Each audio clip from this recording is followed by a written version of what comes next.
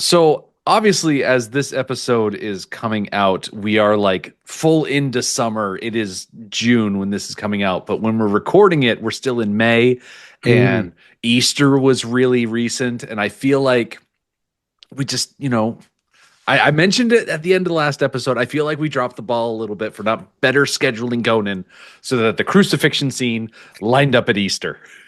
I know that I'm Jewish. I woe, don't care. the the tree of woe looks like something you could put it as a centerpiece in your on your Easter dinner table, like and hang like little Easter eggs from it. Oh yeah. Okay. So from the last cut to this cut, we have gone from the house, snake house, snake mountain, snake You have mountain. my attention. Yes, snake house to the tree of woe.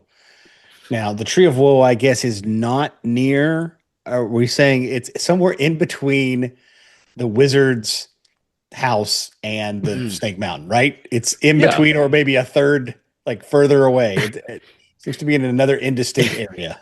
It's between Snake Mountain and Mitch from Baywatch's station. Okay, cool. Right. Cool. Don't you think the wizard does a little lifeguarding on the side while he's there? He's got a good view. If any swimmers are in trouble, he's out there running. Let's get to it. Get to it. Let's get to it. Let's talk about the tree of woe. Hit it. Hit the Baywatch theme. Here we are.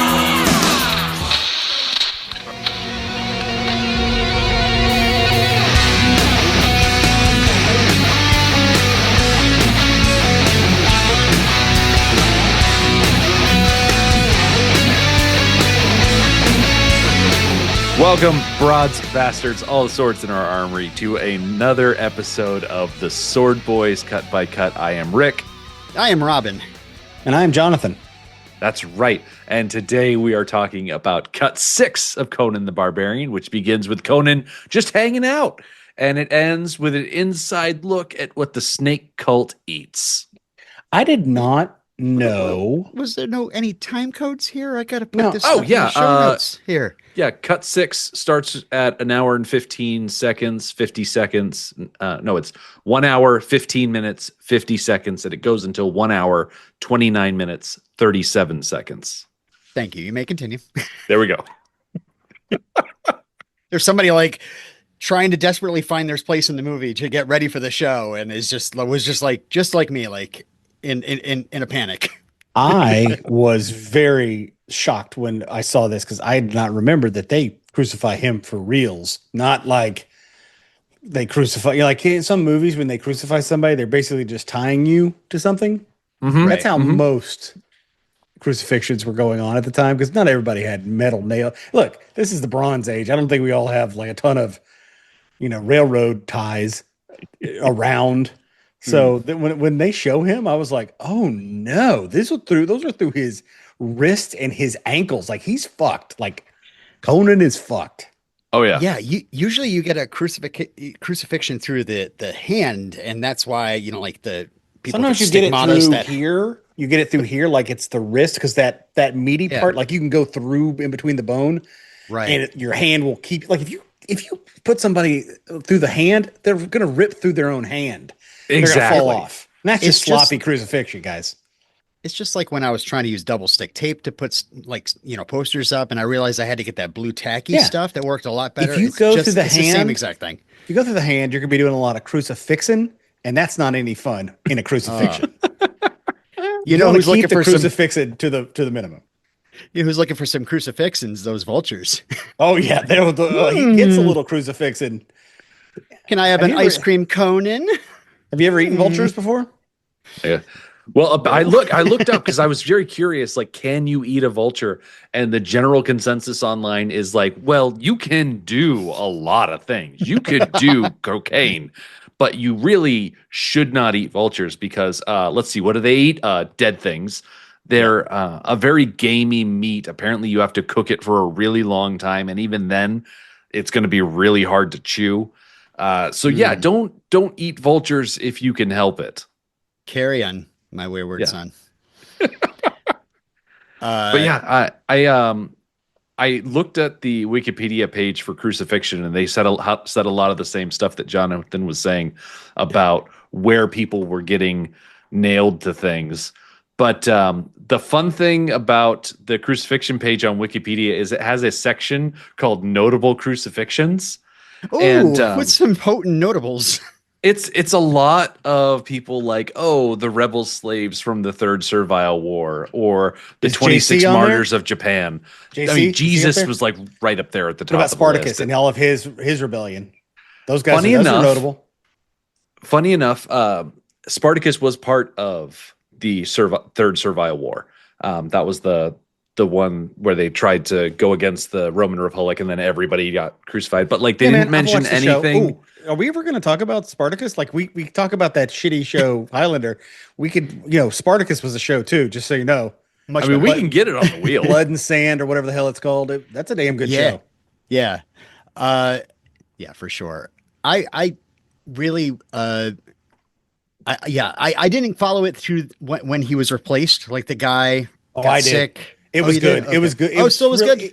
It's still good, even though that dude's sick, because you're kind of like hoping he'll come back. Like you're thinking, oh, they'll do a season, and this guy Yeah. will play Spartacus, and then he'll We come got back. Coy and Vance here. And then he never does because he dies, and it's very sad. But you're like, well, shit. Now we have somebody, and the sword stuff is awesome. Like they're the sharpest swords you've ever seen. Like they do stuff they're not supposed to do. Like they go down through the mouth sometimes and go all the way through the body. It's just very impressive. It was a good show. It's kind of sexy. You can tell they were like flirting with green screen at that time and like the blue screen stuff, because the set is not. I mean, they don't have fuck you money. So there was it on. What was it on Cinemax? Something like that. It was like on one of the weird ones. Showtime, maybe. Yeah. Yeah, Showtime or Cinemax. They had an entire soundstage, and that was about it. yeah. Yeah, a lot of digital but yeah. blood. Something that kind of bummed me out about the notable crucifixions section on Wikipedia is that it only does like real world crucifixions. It doesn't list Right. all of the That's what I was wondering. fantasy non-real Oh, crucifixions. So like what are, Odin's not on there. You mean like Wolverine in that one Yeah. that one comic? Mhm. Weapon X at the time. Those during the Oh, yeah. Reavers. Yes. Sorry. Okay. Yes. Yeah, like it doesn't mention any of the people from the slavers from Slaver's Bay in Game of Thrones. They're not listed on there. Sure. Like, Oh, listen, right. popular media has a long and storied history with crucifixion that the Wikipedia page is just blatantly ignoring. And what I'm you're really saying is bummed out we're about only that. hearing half the story. Exactly. We don't want crucifixion. We want non-fiction. Right. Wait, no, we do want Wait, No, what? we crucifixion. have cruci nonfiction. The crucifixion, ironically, is all real. That doesn't make Yeah. any sense. Okay, That- I think anyway. Websters should think. Anyway, a back to little the bit desert. harder on that. Back to the desert. Conan Yeah. tries to eat a bird. Okay. Yeah. So fun thing about this crucifixion scene is that it is a holdover from the Oliver Stone script. I Okay. was reading in the Oh, yeah? the trivia section on IMDb that they pulled this element of the story from a Conan story written by Robert E. Howard. In the story, he's hanging on like more of a defined cross, Yeah. and he's tearing out the throat of a vulture that comes to peck out his eyes. But is he done through the arms? Is he done through the bad way? Is he crucified in the bad way, or is he in the comic book? I mean, you're absolutely right. You got to go through the wrists in addition to the hands. Sure. Because you're right. Double The hands penetration? can just tear through. Yes. You gotta double have it. penetration. Yeah, you can single nail the feet, because like you're not going to be worried about tearing the feet apart, because it's just going to make the person die faster. But we're getting into like the morbid details of exactly how people die while being crucified, Well, which it we don't need to saves get you into. It saves you in stakes or spikes or even rope if you just kind of cross the legs together and just jam a spike right through both those legs. Exactly. It's just for balance. Take it from me. Well, Listen, you can get away. You can get away with only using 3 giant metal nails When to you nail look someone at to a most cross. crucifixions, though, like when they used to show them on like movies and things, there was always a little like pedestal. It was at an angle, but there was always like a pedestal for the feet, because they needed something to nail it into. They need some infrastructure. Yeah, but also like with the way that feet are shaped, you can't like flatten a foot because the Yeah. heel is in the way. because then it would be uncomfortable for the person being crucified. No. That'd be- It would be yeah. more uncomfortable for the person doing the crucifying. Like unless you like get your Because then you're going to tear the hands. Because if you put the feet up against the wall, that means their legs are bent and they're gonna slide down and their hands are gonna come out, and you're gonna have to do some crucifixings. I think it's a pain in the ass. the nice little step there to kind of keep them up there while you're securing the nails. And once those in there, you got to pull that step out because giving him some relief. No, this is a crucifixion. This is not, a pat on the back. All right. So if there's one downside to using a tree for your crucifying, is that normally you start with the cross flat, you nail the person to it, and then you lift it up. That way you don't have to fight gravity while you're nailing them in place. If you're using a tree, yeah, it's already up there. Remember, this is a snake cut. They're lousy with snakes. So they just tied a bunch of snakes around him, held him up there, and then nailed him in, and then pulled the snakes off. That's how you do it. Also, where's this fucking tree? Why is it in the middle of nowhere? And what kind of tree? We're in the desert. There's no trees. Right. This would not be here. This is the tree of whoa. It reminds me of where whoa, there's a tree there. Yeah, no shit. Is this a real tree or is this a tree made for the production? Oh, we know? I'm sure it's a tree. I don't know for certain, but I mean, they had to run some puppetry through the tree for the puppet vultures. Oh, you're right. So all their control mechanisms, according to the trivia, was routed inside. Oh, the false tree, it says here. Okay, so I was very happy when Subutai shows up. You see him in the background. It's kind of like their Lawrence of Arabia shot. You see him like in the distance with the shimmering of the heat. Yeah. But I'm like, is anybody watching the tree? We just kind of nail him up there and walk everybody. Yes, Todd. We just nail him up there and expect it all to go to plan. What? Do you think while he was up there, he was like, oh, woe is tree. Woe is tree. No. I also had a joke about Conan Klein's. We'll just skip past that. Who the fuck is Conan Klein's? I'm saying he was in his Conan Klein's. Okay. Anyway, I'm glad we skipped it. From what I'm looking at, Did we? From what I'm looking at here in the movie, it looks like Conan is hanging from the Tree of Woe for the better part of I'd say a day and a half. Half day. I'd say a half day and then through the night and then the morning. Because the first shot, it looks like the sun is rising. And then the birds attack him during the day. And then we see the moon for the night. And then the next day comes. Weekend tops. That's how long he's been there. I'm just saying he's not giving up a full 3-day weekend. No. Yeah. And they didn't starve him. So he's still full. He's still probably going to survive for a while. Also, I've noticed he must coagulate excellently. Mm-hmm. So he is not really bleeding profusely. So he's in a pretty good shape. I'm only good to hang out for 2 days. 3 is too much. It is too much. 3, I gotta go. Call Subutai. Let's go. Well, the Tree of Woe has a 11 a.m. You have to get out of there by 11 a.m. a lot of times. Oh, okay. It got turned down service for this Tree of Woe. You can't call down to the desk and be like, back and I gotta go check on the Tree of Woe because I gotta take that guy down. Because you know what? The worst thing is when he wants somebody new.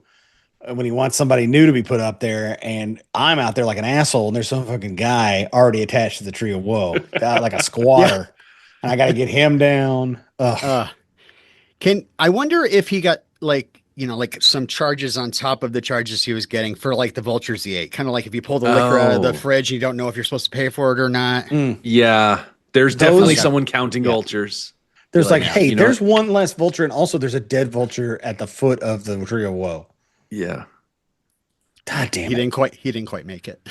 Yeah. So apparently that bird puppet was so realistic that Arnold Schwarzenegger swears that it was a real vulture, just a dead one that they were puppeting. But Arnold, that's disgusting. He also thinks I do believe he's having sex with a demon lady. He doesn't understand. I do believe that they made him wash out his mouth with Listerine or something like that. It's a puppet varnish. They use it. Yeah. It's for anytime you kiss a puppet, you gotta. It's just a dirty sock. Yeah, you're gonna get crabs. Yes. So anyway, Subutai shows up, and it's hilarious. It's hilarious. Conan is in his fever dream. Is very excited. He's very happy. He's here, and then he passes out.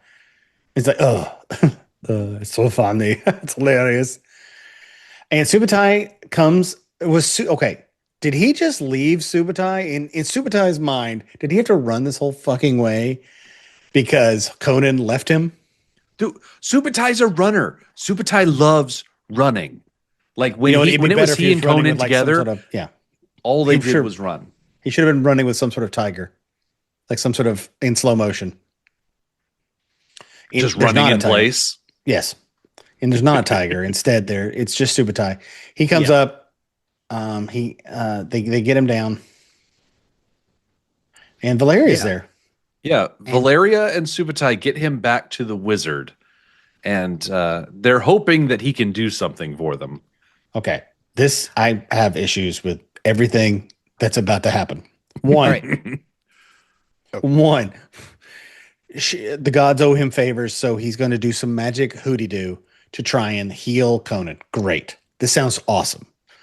Instead of healing him, he somehow calls demons on Conan and then freaks the fuck out, makes a weirdly pigeon noise, like it's very like, okay, like affable idiot. Like you've had in the whole movie be our narrator, so I kind of felt like he kind of knew what it was going on. And then when he showed up the first time, he seemed to have some sort of presence. And then you turn him into a fucking buffoon during the one scene where he gets to be what he is. Is this Gwildor? He's turning into Gwildor. Because he's like he's grunting and he's doing a lot of grunt chants. He's because he's playing that. He's not playing that Japanese keyboard correctly. You see, what I think is going on here is not so much that like Conan is being healed. It's just Conan is being kept alive. We are in a like a Miracle Max situation where Conan is mostly dead. He's not only all the way mostly dead. crucified. Exactly. So all he needs is a little bit of R&R, and he's going to get better. They just have to keep the demons from stealing his, I guess, soul or body away. The first thing we have to do is elevate him. Oh, you mean like elevate his legs? No. We need to take this 250-pound man, wrap him in a bag, and then strap him with ropes. That has to be the least comfortable thing in the universe. Oh, we also have to draw on his face. Oh yeah, and his body. I assume the rest of his body is covered in fucking. Oh, by the way, how did we draw this? Are those tattoos? Yeah, I was looking to see if the wizard kind of put a little subtle dick on his face, just kind of for kicks. Oh, there's definitely a dick in there. Valeria actually offers a couple of things here. First, she does the Sean Archer face-off waterfall rake down Conan's face. Sean Archer did that with all his kids. Also, are those yoga pants? Because I'm very interested. Oh, that she's wearing? Yes. You pervert. No. I just, it's like a good style. They're not yoga pants. They're just tight. Yeah. Okay. They're just tight pants. She's a pirate. They have like tight leather pants. I can see her vulvlaria. So yeah, they go to the next scene, and the wizard is painting. See again, he's like painting on these things with like a crow's feather. Also, super unhygienic to have that near a hole in that guy's arm. But I like that they circled it, kind of like you could do when you go to surgery, so they know which leg to work on and which arm to work on. Like, don't cut this one off if you're gonna do it. Yeah. It's almost like, hey, CROM, by the way, if you look, there's a red sigil on his hand. It does kind of look like a dick. So I think he did put one dick in there. It's either a dick or a fish. Dick hand. I gave him the old dick hand. I did see that in trivia that the painting of the symbols on Conan's body and the swarm of ghosts during his resurrection do not derive from Conan. They come from the Japanese horror film Kwaidan from 1964, which is like a bunch of ghost stories, apparently. Which is where we got the wizard from, I guess. He's from another movie. Yeah. Gosh. I love how Valeria, hearing from the wizard that, the spirits might come tonight and they're going to try and take him. And he's trying to say, if they succeed, and Valeria cuts him off saying, if they succeed, you'll follow. And she holds up just the world's tiniest knife.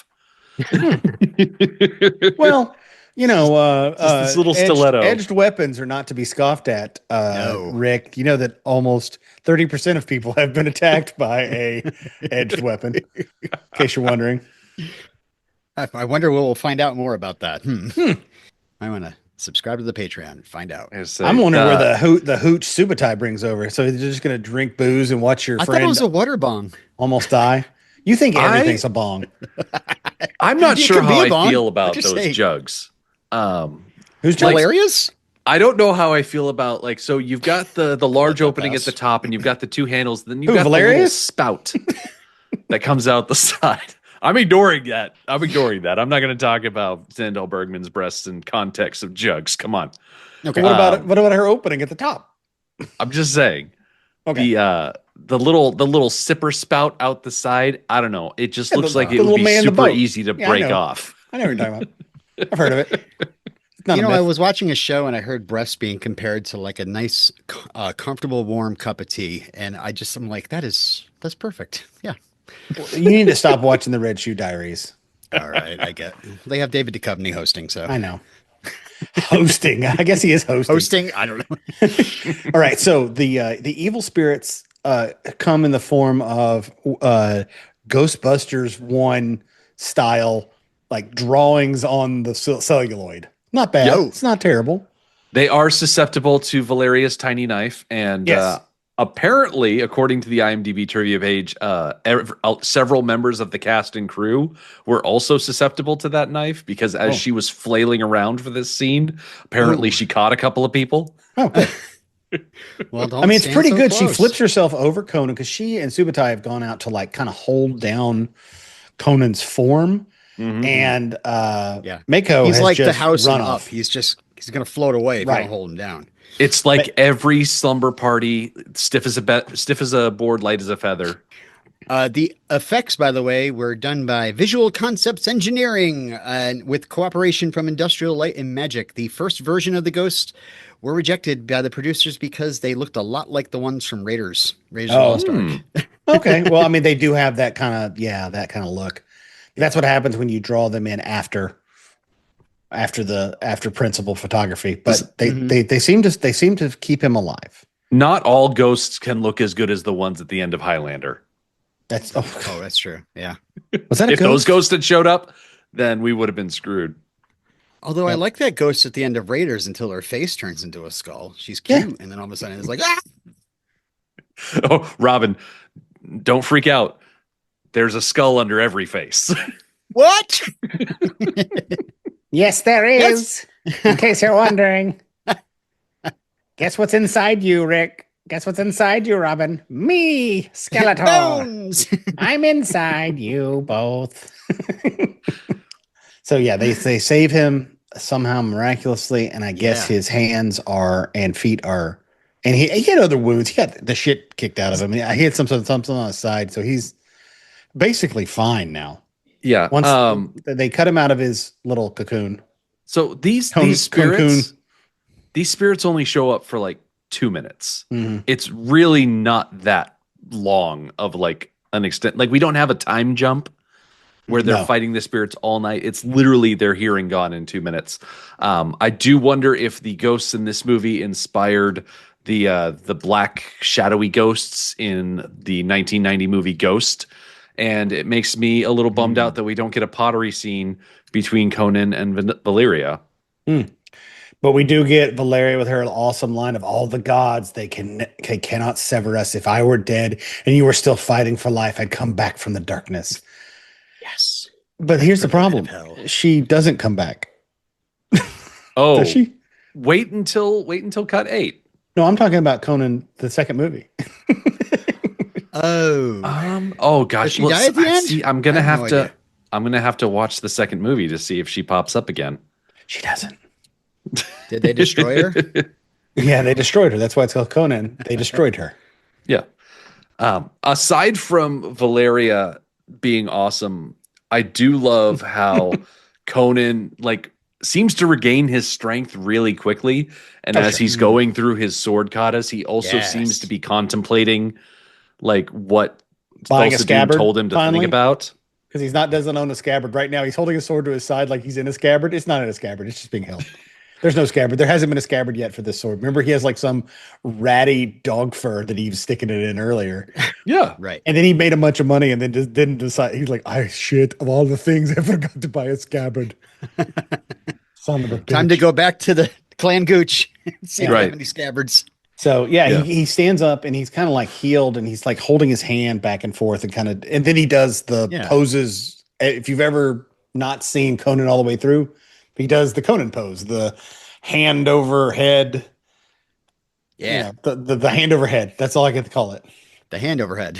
Yeah. I like to think that when he's standing there, like flexing his hand, he's contemplating like what is the power of steel versus the power of the flesh that wields it and all that other stuff. And I think he's like contemplating what Thulsa Doom had to say, but also like I'm just like, I don't care if he's right. I'm still going to kill him because is it interesting? I'm Conan. Is it interesting? I'm Conan. Is it interesting that they don't really bring up that first speech again much about steel? Like he doesn't use it as a kind of like Rocky montage, pep me up, like get up, you son of a bitch, because Mickey loves you. He doesn't have like a moment yet in this movie where he's kind of like, dan, dan, dan, dan, dan, dan, dan, dan, dan. We get a little bit of the Conan song here, which is good. The Conan music, but he's kind of back to full force, and then they're just. This was a hiccup. This was a hiccup in the plan. Oh, yeah. He went to go do it by himself. He's an idiot. He dressed like a moron. He dressed like a 6'4" moron, while the rest of them were like normal people. And now he's doing the sword twirling. He's ready to go. All right, listen, guys. I think Arnold is looking good here, don't you? It's fantastic. It is time for me to tell you all about his bodybuilding. Okay. All right. Oh, for the first time ever? For the first time in detail, at least. Because there's some interesting stuff here. So he started competing in 63 at the age of 16. He started winning left and right. And in 67, at 20 years old, he does this thing called the Munich stone lifting competition, which is you stand on 2 footrests, you reach down and you lift a stone up to about waist height. And he ends up winning that one. The stone, by the way, was 560 pounds. But he wanted to be, I know, like that feels like a hernia to me. Yep. But he wanted to be the greatest in the world, so he set his sights on Mr. Olympia. He lost in 1969 to 3-time champ Sergio Oliva, but in 1970 he returns for another attempt and wins. He becomes the youngest ever Mr. Olympia at age 23, and so he wins every year, 1970, 1974. In 75, by the way, 50 years ago, if you're counting like me, he's 28. At this point, he's done a couple of like minor roles. He did Hercules. He played a henchman in The Long Goodbye, which, by the way, I watched that for the first time a couple of months ago and was really surprised when Arnold was sitting there randomly. He was in a TV movie. But he was, at this point, he was starring with Jeff Bridges and Sally Field in a movie called Stay Hungry, which he won a Golden Globe for Best Acting Debut, even though he was in a couple of things before that. I watched Stay Hungry over the weekend. It's not bad. It's kind of like your kind of rambling 70s movie. It's really like Jeff Bridges trying to do a con job on this like gym that Arnold owns, but there's also like tons of bodybuilders there, so there's lots of bodybuilder poses and stuff like that. But it's a kind of a sleepy movie. Anyway, so he lost some significant weight for that role, and now he had 3 months to prepare for the next Mr. Olympia. This was the basis of Pumping Iron, which I also watched and was very entertained by. Yeah, Pumping Iron is the one with that famous quote of his. Oh, how it's just like coming all the time. Yeah. Oh God! Please feel free to put that quote in here. It's just a totally normal thing to say. Yeah. Of course he wins. This is his 6th win, and he decides to retire from bodybuilding. So at the end of Pumping Iron, you also see the other famous image of him just kind of kicking back, smoking a joint, with like a plate of chicken and fried chicken in front of him, because you know what? He's retired. So fast forward to 1980, right? Arnold's 33. He's in the best shape in years because he's filming this movie. So for Mr. Olympia, he gets hired to do some color commentary. So he goes there, and at the 11th hour, he's like, why not compete? I'm in the best shape of my life, right? So another documentary is made following his training called The Comeback. I did not watch that. He wins the seventh time with only 7 weeks of preparation. Then he retired again. And of course, it's a controversial win. Like the fellow competitors were like, yo, he's lacking muscle mass. They said, especially in the thighs. One of the biggest Don't make competitors. fun of my weak thighs. I'm very One of his about biggest those. competitors was a runner-up the previous year, Mr. Olympia. His name is Frank Zane. He retired at the age of 29 because he felt like the contest was predetermined to favor the big Hollywood actor and his comeback story.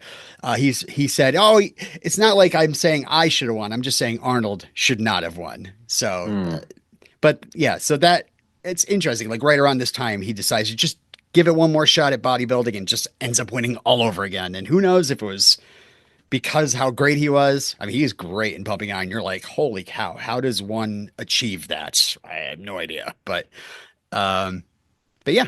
So that's because I've watched interviews after when he talks about kind of his stats, and he was about 250 pounds at his bodybuilding weight, like at his biggest, and that's huge for them because he was what 6'2" ish, yeah. plus 250 plus just completely.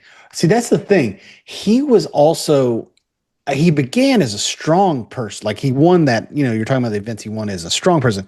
He didn't continue the strength stuff because I don't think later on, once you're doing Mr. Universe, it's not about strength. It's all about chiseled symmetry and Right. whatever the hell, Poses. the shape.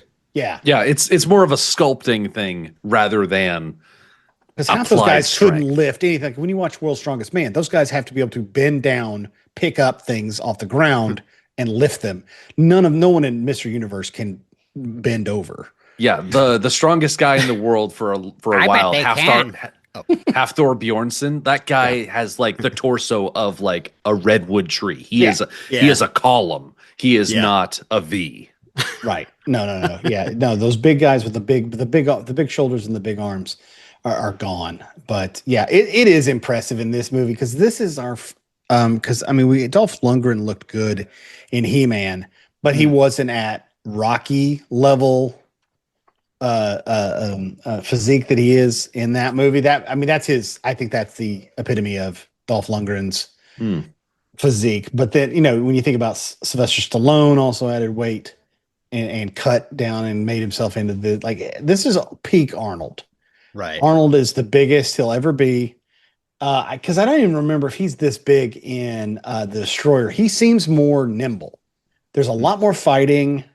I mean, he's also at that point, he's kind of got some FU money. Like he's been the Terminator. Right. He's been a bunch of characters. So he's kind of got like, you know what I mean? Like he's not going at it like this movie. Like this movie, he probably worked his ass off.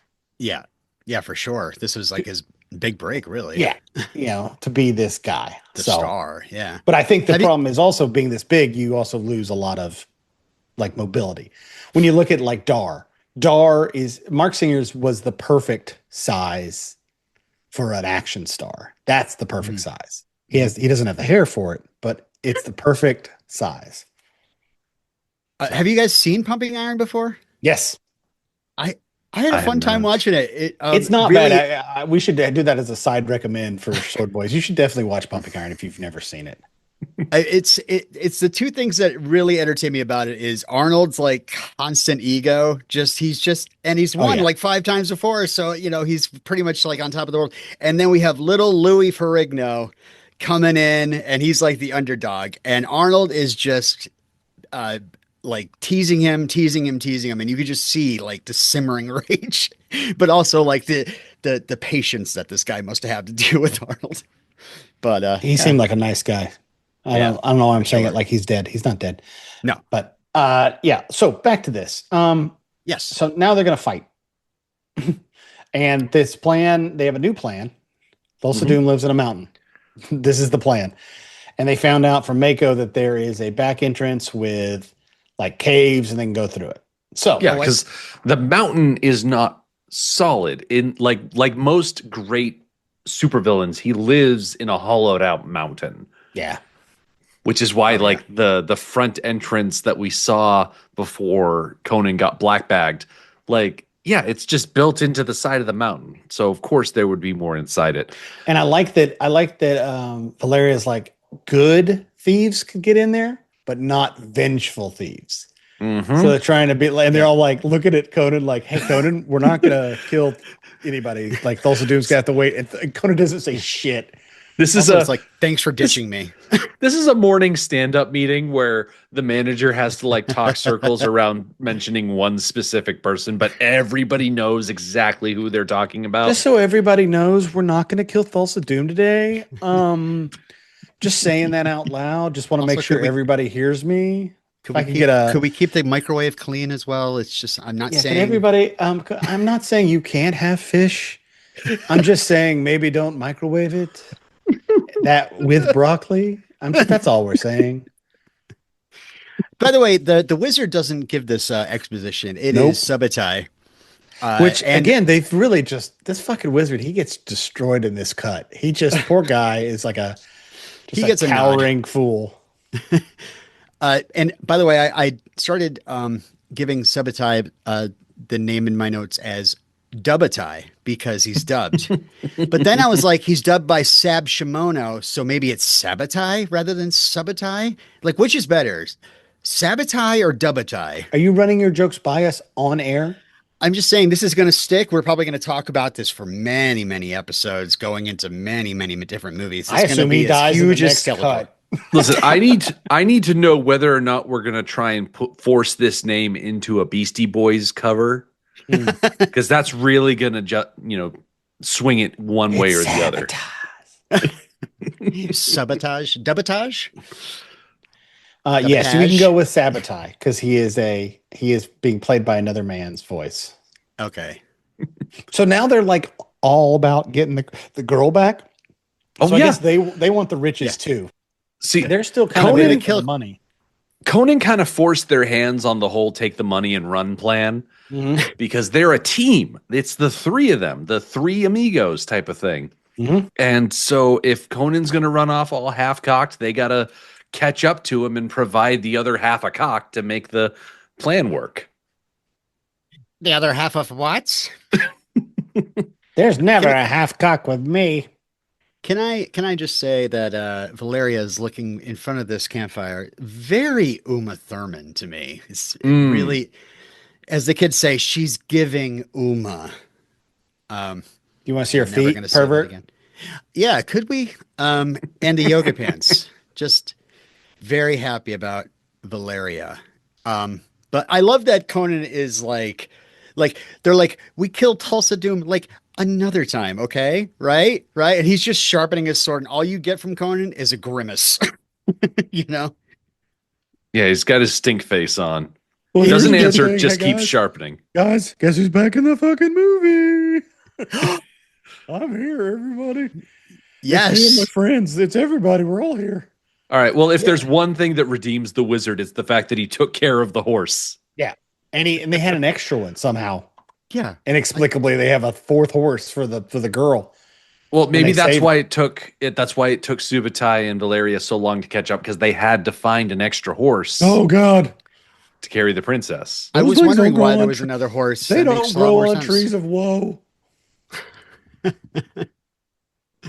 So they get the horses. They go into they're like little caves with like fire and shit. It's very Temple of Doom. Ram, yeah. No, this is Thulsa Doom. That is totally different. Copyright. Look, we had problems before, so just so you know, this is the Thulsa Doom, not the Temple of Doom. I was going to call it Temple of Thulsa Doom, and I would have gotten the name first. Yeah, because it's a temple. This is definitely my temple, as we all know. And okay, yes, there's also fire, and there may also be somebody whipping somebody. Okay, but who stole from who? Yeah. I bet Mola Ram doesn't sacrifice. Never mind. At no point does Indiana Jones put on. Oh wait, was I in an Indiana Jones movie? No, I'm thinking of the Clear and Present Danger. I know I was in a movie with him at some point. Other than like Star Wars, that doesn't count. I was never like in the room when he was there. That's not me, in case you're wondering. That's not me, Thulsa Doom. I'm not there. Anyway, I bet I definitely have the lighting scheme that the temple did. Wait, the temple is red as well. If the scheme is red, that's me. Well, that's very frustrating because I think sacrificial chambers should all be red. What am I going to put blue light in there? All right, so they put on the coolest camouflage. Is this bit over? And I don't understand what it's for. Well, have you ever heard of something called dazzle camouflage? Yes. Because I am a World War II buff. I know that at one point for a short period of time, we painted boats like they're painted. Black and white, stripy, weird. It was a way to it's when you look at it, you're like, oh, I don't know what to shoot. I know exactly what to shoot. You look like a fucking zebra. It doesn't work. But I was hoping zebra. I was hoping. Now, Rick, you can tell me in the next 2 cuts if this happened. Is there a wall that is exactly that pattern so they can like up against it? Like they can like hide up against it? That's what I was hoping. That would have been amazing. And it does not happen. And now I'm so disappointed. Oh, imagine if when he's being beaten up, he sees like the entire inside of all these mosaics they've built, and it's just this intricate pattern, kind of like the black and white. And he's like, I got it. We're going to dress up like the mosaic and then just stand in front of it and wait and just keep like shivving over. No, they don't do that. Man, what they do with this camouflage is draw attention to themselves, at least in the viewer's eyes, because so many of the goofs section of IMDb is all like, well, in this shot, the paint is one way, but in this shot, the paint is another way. Oh, they didn't do it the same way. They had to like, recreate it. They had to do like constant touch-ups, and they couldn't get it exactly the same way every time. So people who are pedantic about this movie love to point that out. I want to point out that not only are they camouflaging and painting their bodies, but Valeria is covering her sword in soot from the fire, so that way it's not as reflective and is therefore more stealthy. Is that what she was doing? I thought she was heating it up. I was like, I don't know what she's doing. Nope, she's covering it in soot. There are bands of soot knocked all going those across the barnacles blade. off his sword. Conan took that dead vulture and he put it on his sword so that the sword looks like a vulture. So when they see him, they're like, oh, that's just a vulture. I'm not scared. And then he'll pull it out. No, it's a sword. And look, guys, soup is on. Oh my god! Yeah, does it surprise anybody that a snake cult is made up of cannibals? Oh, are they eating the people that they're killing? Oh. There are dead bodies hung up and butchered all over this kitchen to an absurd amount. This is very clearly look. This isn't a torture chamber. It's a food prep area. Yes, this is where the sous chef. Kitchen nightmares. Exactly. All right, Wolfgang. Yuck. Because of all the blood. Yeah. Gosh. Okay. Gordon Ramsay would walk into Bobby this place Flay. and have a I don't have to conniption. change his name. Bobby Flay just works. Nice one.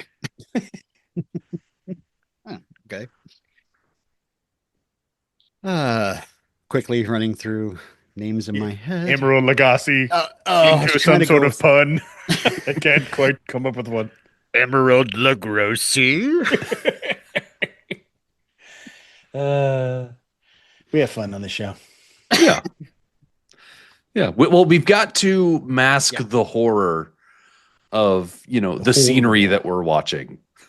Yeah, and they go in. This is really, for all that happens, nothing really happens. Mm-hmm. It's just convalescence, basically, is what this, and then sneakery. We're back to some sneakery. Other than that, there's no sword play. Not other than him playing with his sword, rubbing it on a rock to get it all sharpened. It's good sword content, though. I mean, it is. There's no sword on sword, but he does have some sword kata, so we're good. Yeah. Yeah, we get better sword action than we do placing the giant vat of people soup into the carrier, because they put it in cockeyed, so it's constantly sloshing out as they're wasting so much soup. Yeah. Like these shuffle gimps or whatever they are doing a terrible job of keeping the food in the pot. That's funny. Shuffle gimps. Okay. Yeah, but that's gonna stick. That's gonna stick. But yeah, as we watch them leave the kitchen, right behind them is the meat rack. Mm-hmm. It's literally just a bunch of decapitated torsos and legs. Well, you don't want been butchered open. To be fair, you don't want the heads. Heads are gross. It's horrific. Have you ever eaten a crawfish? Don't suck the heads. It's disgusting. So yeah, okay. So they get rid of him. That's it. That's the end of this cut. It ends. Yeah. Yep, we watch them sneak through the hallways, and it cuts off right before we get to the next set piece because I wanted all of the next set piece. I wanted it to all be contained in the same. Because I don't know what happens next, so I'm excited, and so is Robin. We have no idea what's excited. In the next. We have no idea what happens in the next. I was pissed it cut off. I was like, hey, what? Oh, maybe. Well, you saw there was soup on. You like a good soup. Are they going to eat the soup? Now it's people soup. I'm not as interested. Right. Yeah. But, I like that the shuffle gimps are doing their job. How much people in it would it have to be for you not to eat the soup? Are we talking like? If you're not willing to drink the water from a hot tub, then you're not going to eat any human soup. Okay. I mean, I remember watching Temple of Doom and considering if I just kind of ate the broth of the eyeball soup, would that please everybody around me? He's being polite, you know, ignoring the fact that it's been having eyeballs floating around it. Do you think that when you put a spoon into this stew, is it a stew or is it a soup? The way it sloshes, it looks like a soup. I think it's a soup. Oh, yeah. I think it's mostly broth. In this heat, that is a bad mistake. In the desert, I don't want to eat soup. It just sounds so bad. Yeah. It sounds so bad. Would it be worse if it was a gazpacho and it was meant to be served cold? Well, if you burn yourself, if it's at room temperature, everyone knows this. All right. Hit the next time, Rick. Because there's nothing else to talk about. Let's go. Our heroes are going to continue sneaking through this hallway. Next soup. So stay tuned because on the menu next time. Next time, the three thieves make their way into Thulsa Doom's pleasure pit, where they discover King Osric's daughter next to the throne. After setting fire to some drapes for a distraction, the thieves leap into action, cutting down Doom's guards and grabbing the princess. As they retreat on horseback, Valeria is struck by Thulsa Doom's foul magic, and she dies in Conan's arms. He will not cry. Wait, you can't just tell us that in next time? He will not cry, so we will cry for cut 7 of Conan the Barbarian. Well, that was a lot to take in, Rick. That's just you can't tell Robin and I that. We're just listen. Next time is a bomb that drops every single episode. We're just opening the Bombay doors at the at these end of these cuts. But she comes back, I guess, because she said even if she dies, she's going to come back. Robin, she'll be fine. She'll be fine. Yeah, Robin. she'll be fine. Okay. She's kind of fine. She's gonna be fine, like that cat that you saw along the road today that was sleeping on the side of the road. It was just sleeping. Just sleeping and blowing up, bloated with flies. If that's how they sleep, that's how cats sleep. It's a look. Awesome. Well, yeah, that'll be good. I'll see you in 2 weeks. See you in 2 weeks. 7? Cut 7? For cut 7. That's crazy. Woo-hoo. We're flying through this movie. I'm really enjoying it, though. I really like this movie. I'm excited to see what's next, too. Yeah. Absolutely. Stay tuned, everybody. See you in 2 weeks. Cling clang! Cling clang! Clang clang!